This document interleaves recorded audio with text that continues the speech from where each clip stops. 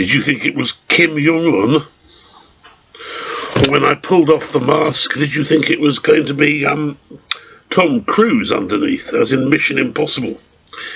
That's not just a gag, wearing the mask. It actually links in to several points that I want to discuss today in what I hope will be no more than about 12 minutes. And it picks up really starting with North Korea, because North Korea represents what I've previously called the sort of Bovis home of states. It is centralised. It's the ideal state, actually, that historians like. It's centralised, it's uniform, it's national, and it is top-down managed. It's got a clear government, and what government wants, government gets done. So really, when we look at historians and the way they approach states in the 18th and 19th centuries, they should be admiring North Korea. But they don't, because North Korea has got some very obviously disagreeable features to it. North Korea is the complete opposite of the Habsburg monarchy. The Habsburg lands are separate, diverse, governed very differently, and acquired at different times. And I just want to run through the process of acquisition just to remind us of the lands involved. There is, starting off with the westernmost part, which is Austrian Swabia, which is not actually going to be part of the course. Austrian Swabia, which is lands around the Black Forest, north of the current Swiss border. And these are the residues of the Habsburg lands that they had back in the 12th and the 13th and 14th centuries. They're small, often isolated, and ruled very much at a distance by local officials who have very little to do with the Habsburgs, quite frankly. The problems of communication and distance and Habsburg indifference mean that they are largely self-governing communities. Below that we have the Swiss properties. The Habsburgs lose those in the 15th century, so we can safely ignore those. The main ones are obviously Austria, acquired in the 13th century, and Austria splits into two, Upper Austria and Lower Austria, each of which constitute separate provinces. Then we have the other Austrian lands, which are the rights of which are acquired in the 13th century, although it's only in the 14th century that those rights are converted into proper possessions, and they would be Styria, Carniola, or Crine as it's sometimes known, Krain, Carinthia, and also Trieste, and various small possessions on the Adriatic coast. Tyrol is then acquired in the 14th century. We always think of Tyrol as being a place where you would either go skiing or perhaps in the summer for energetic mountain walks.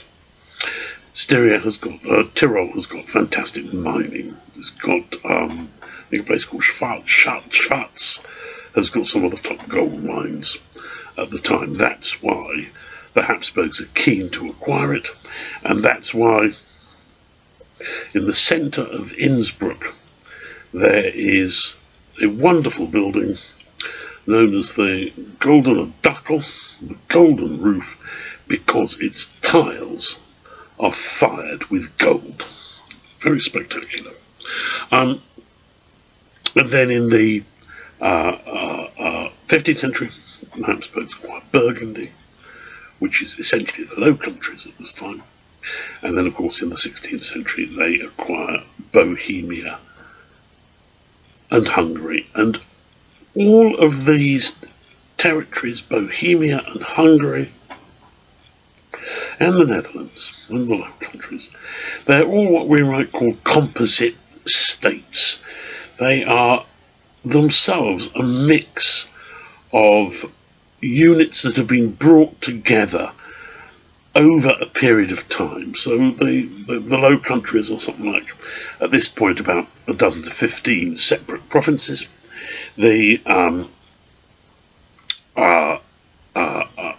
Bohemia consists of Bohemia, Moravia, Lusatia, Silesia. Each of these are separate provinces with their own separate administrations, separate parliaments, separate nobilities.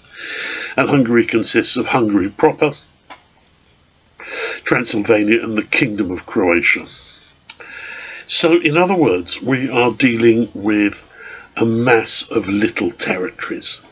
And one of the crucial points about the Habsburgs lies in a statement of a Spanish jurist in the middle of the 16th century. And he says to Charles V, who is the ruler of Spain, but Spain itself is a composite monarchy. It's got Catalonia, Aragon, Valencia, the main part of Spain, and the New World, which itself consists of separate viceroyalties, viceroyalty of Mexico, viceroyalty of Peru. And the Spanish jurist advises Charles that the way he should govern is as if the king of all were only the king of each. In other words, that he should cherish the separateness of his separate realms. And Charles does that. In fact, all of the Habsburgs do, with the exceptions of Joseph II in the 18th century and Franz Joseph in the 1860s. And on both occasions, it's a disaster. You have to continue ruling each province as if it was separate. And as a consequence, you end up with the very reverse of North Korea. Now, North Korea is famous also for having a dynasty of rulers. Kim Jung-On, who very kindly appeared at the beginning of this program, this video, he is the fourth in the Kim dynasty. Yes, he's the fourth. Or third. One of the two.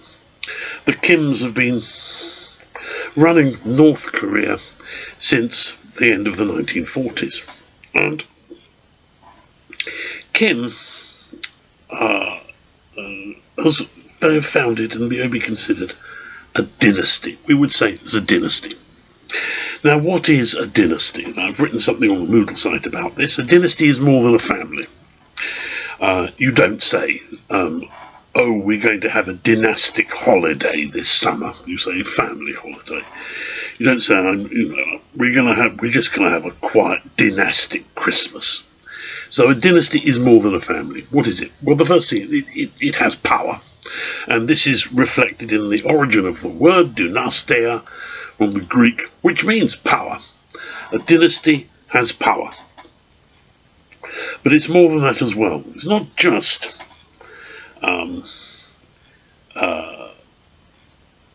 about power. It's about a sense of solidarity. A sense that the family has a collective history. And that collective history in the Habsburgs really starts in the 14th century, when Rudolf the Founder, he of the cathedral, the small university, and the forged charters, when he tries to construct a family mausoleum in Vienna where everybody will be buried, and that therefore they will in death be consolidated as a family. And in the 15th century, we will notice, well, 14th as well, 14th and 15th centuries, legends of the Habsburgs, which take them back through history to Roman gods, to Egyptian deities, to Noah, gives them a sense of historic origin, of historic community, of a historic identity. They are Habsburgs, and they have been holding power for a long time as a group of interconnected parents, children, grandchildren, etc.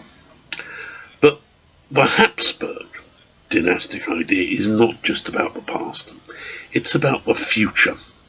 It's about future greatness.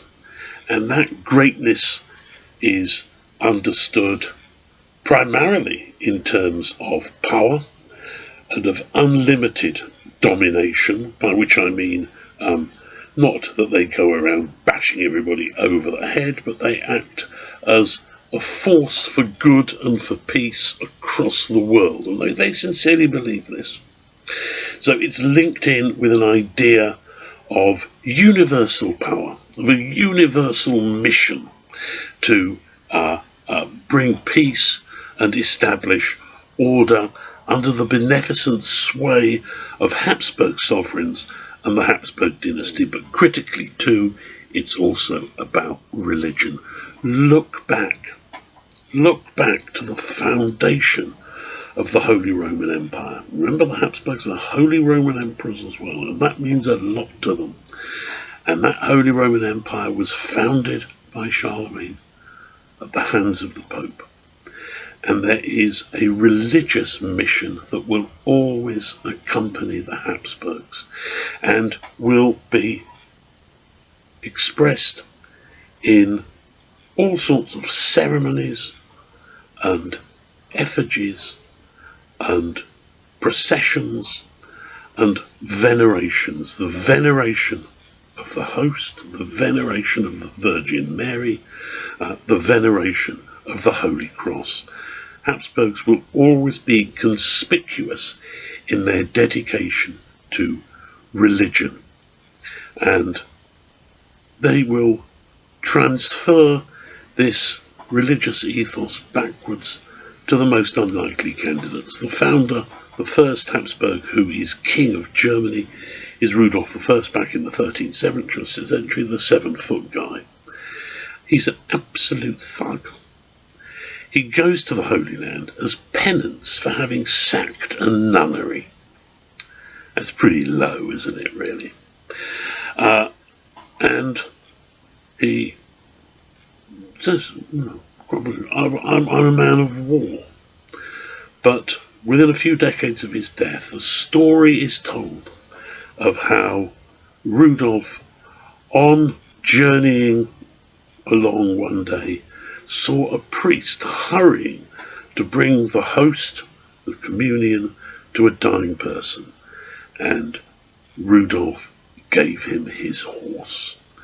And that effigy and that recollection remains one of the most potent symbols of the Habsburgs. And in fact, if you go to Castle Habsburg, if you go into the main dining room, there is an effigy of Rudolf giving the priest the horse. It's in silver, and it's on the mantelpiece of the dining room. I could have nicked it, actually. I did think of that. And the inscription says that it was given by Franz Josef in 1912 to the local gun club. One thinks it's fairly